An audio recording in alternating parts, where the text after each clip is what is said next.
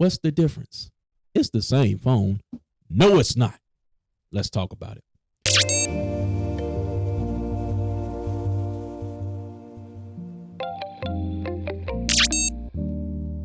What's going on, y'all? Back here again for the iPhone 13 Pro camera review. So I'm mainly going to be talking about the camera today.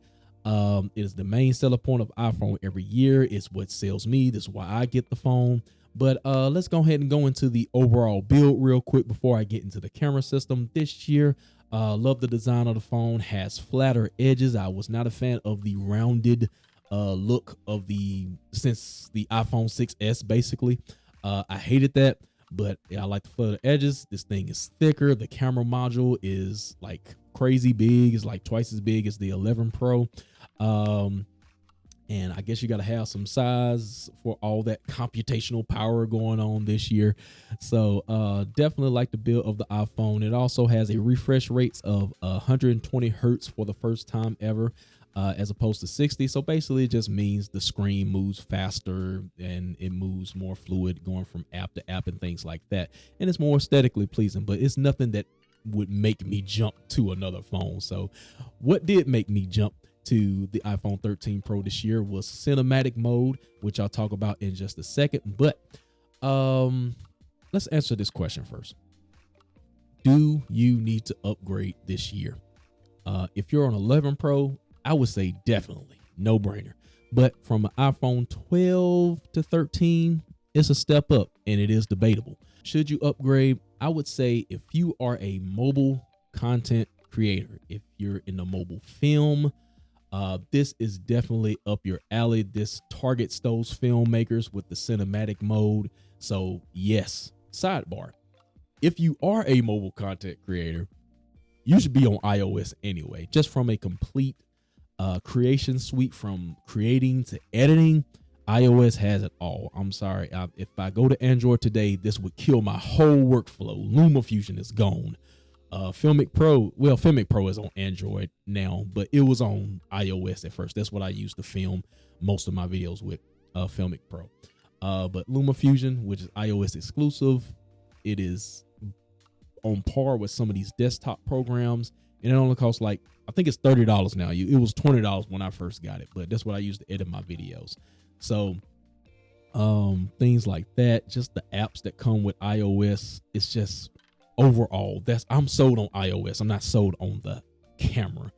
To be honest, Android and iPhone are both pretty much the same. There are some differences, but it's mostly subjective to the eye. But iOS, man, that's where it's at if you are a mobile content creator, period. I'm sorry for the sidebar. Let's get back into the video. Also, some things that may entice like professional users is the ProRes this year. ProRes video codec is coming to Apple, but it's also it's already on Filmic Pro. So Filmic Pro already supports this. I've used it. It is a gigabyte monster, but I will talk about that later in the video. And of course, cinematic video coming to iPhone 13 Pro this year, and iPhone 13 as well. So iPhone 13, y'all not left off. Y'all can get in on it too. If you are a casual user, you just doing some TikTok for fun, I don't know. No, there's no purpose of you getting this phone if you're not going to use these features. So no, don't upgrade.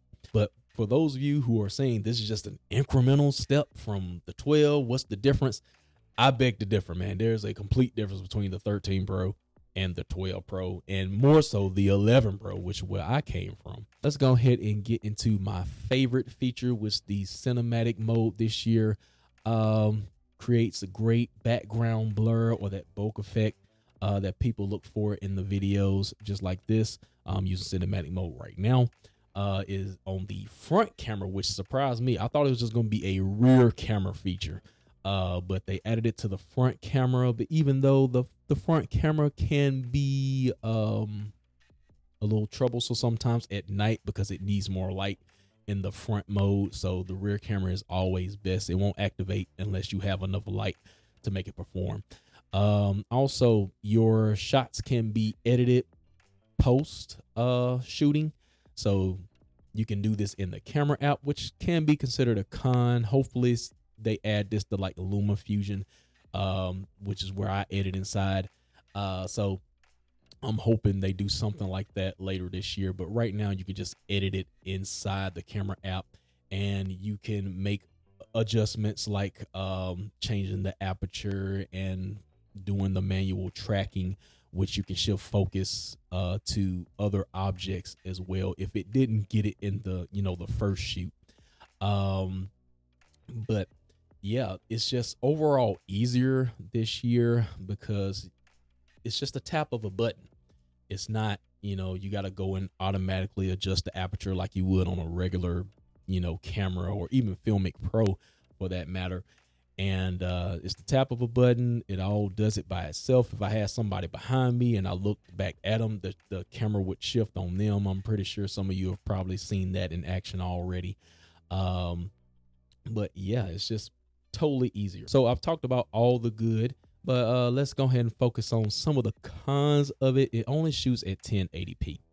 So if you wanted to go and do some post editing stuff and you wanted to crop and zoom in a little bit further, you wouldn't have much to work with as far as the image quality, but it's already sharper in nature anyway. So when you do move in, it looks surprisingly good, but it could be better at 4K. But right now it only shoots at 1080 and 30 frames per second, even though you could easily just put this in a program and put it at 24, even though your picture may come out a little bit jittery if you change it from 30 to 24 frames per second. Like I said, only can be edited in the camera app at the moment. So hopefully they have some third-party support for this feature as well. Can be time consuming to transfer these files because when you airdrop it, sometimes it does this little conversion or preparing process, which is very annoying. You can't just switch it to another iPad or your iPhone or whatever. It has to do this conversion thing. You'll say preparing on the screen, and then it takes a while depending on how large the video file is. So that's kind of annoying. Also, I found this out yesterday. The front camera becomes a little bit jittery. I shot outside yesterday, and the further back you step away from it, even though the goal is to be close up on the camera as possible, but sometimes I might want to step back just a little bit. And when I stepped back, it became jittery. It froze up. And then I looked at the video after I shot it, and then it was recording all that. It was jittery and freezing. So the front camera, if you're going to shoot with the front camera, make sure you're up real close. Try not to step back too far. The camera is going to freeze. At least that's what it did on me. And of course, the front camera requires more light to work in night conditions as well. So be aware of those issues as far as the cinematic mode is concerned. But also one thing I want to note is, I think I spoke on this earlier, is that you don't necessarily need the cinematic mode to create the background blur effect.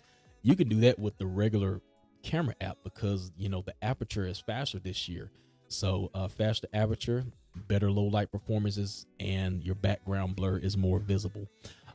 So even inside the normal camera app, if you stand close enough to this thing, it's gonna blur out the background for you. Not as much in the cinematic mode, but it still does a decent job of doing it. So if you want to achieve the effect, you don't necessarily need cinematic mode. So let's talk about the other exclusive features for the 13 Pro. This year has macro mode. So if you basically bring your subject within 2 centimeters of the camera, it's gonna like hyper focus and go like get real close to it. So like if you ever seen one of those shots where people are looking at bugs and they're real close up at it, something like that basically. So you got that in photo. I thought it was just photo, but it's actually in video too. So that's cool. And then you have the telephoto lens, which has a 3x optical zoom this year. So plus on that. And then there is the ProRes feature. This one is going to be debatable just because of the trade-off. ProRes is a video codec used for commercials, big time, film stuff, right? And it uses a lot of data. So for you tech nerds out there, I believe ProRes can go up to 700 plus megabits per second if you're filming in the highest codec, which I believe is 422 HQ at 4K. So yeah, the regular iPhone is like 20 megabits per second, if I'm not mistaken, if you're filming in the native camera app. So think about it that way. So you're capturing better image, and then the color fidelity between, as far as high dynamic range and editing inside the program. You have more flexibility with adjusting your colors in a program like LumaFusion or Final Cut Pro, things of that nature. I believe it shoots in 12-bit. When I put it in the program, it reads it as a 12-bit color file, not a 10-bit. So yeah. So if you want to work with colors or you're doing green screen work, ProRes is definitely a big help. But is it worth the trade-off in file size? Because this thing is a gigabyte monster. I shot a couple things. I believe a 2-minute file was like 3 gigs or something like that. But I think I was shooting in 1080. I can't remember. But the numbers going around right now is if you shoot a 1-minute file size 4K in ProRes, the highest ProRes is 6 gigabytes. That's nuts. And I believe if you have a 256 gigabyte phone or higher, you can go up to 4K, but if you have lower than that, like 128 gig, you're only limited to 1080p in ProRes. So this one is still, it's new, so it's going to be more of a debatable feature, but it's something I'm still going to be testing out. But definitely, if you want to get the better image quality, definitely when you crop and zoom in on your image, ProRes is the way to go. But is it worth the trade-off? But yeah, this is something that's still developing. So yeah, we'll see the future of ProRes. All right, so before I close this thing out, let's just go into the quick differences between the 11, 12, and 13. 13 by far outperforms both the cameras. The 11 by leaps and bounds, 12 just a step up. So let's go into the aperture here. The faster the aperture or the lower the aperture, the faster the low light performance, and the better the image quality and the background blur, all that good stuff like that. So the 11 has a 1.8 in the wide camera, the 12 has a 1.6 in the wide camera, and the 13 has a 1.5 in the wide camera. So a step up from the 12, a couple points up from the 11, right? But the ultra wide, it definitely blows both of them out the water. The 13 has the 1.8 aperture, but the 12 and the 11 both have 2.4 in the ultra wide, which leads to better low light performance in the ultra wide camera. So I find myself, I'm probably going to be using ultra wide more this year. Definitely in low light situations, but in the 11, I just didn't like the look of it. It was very noisy, so I just did not use ultra wide as much as I wanted to in the past. So also you have the ProRes feature, which is going to lead to even more quality for professional filmmakers, professional movie makers, things like that. The iPhone can create these beautiful images for you if you're in that lane. And of course the macro mode as well, which is exclusive to the 13 Pro and not the 13. So keep that in mind. But yeah, these are pretty much the differences as far as the camera is concerned between the past 2 models and this model. So that's pretty much going to wrap it up for this iPhone 13 camera review. Hope y'all enjoyed this. Make sure to smash that like button if you did, and subscribe to the channel if you haven't already. Y'all know what to do. What she said. That's going to wrap it up today for me, guys. Hope to see y'all later for the mic review. So tune in for that. Going to be going over mics. The Starting Your Podcast series is continuing with mics that I'm using. So make sure to tune in for that. I'm out. Thanks.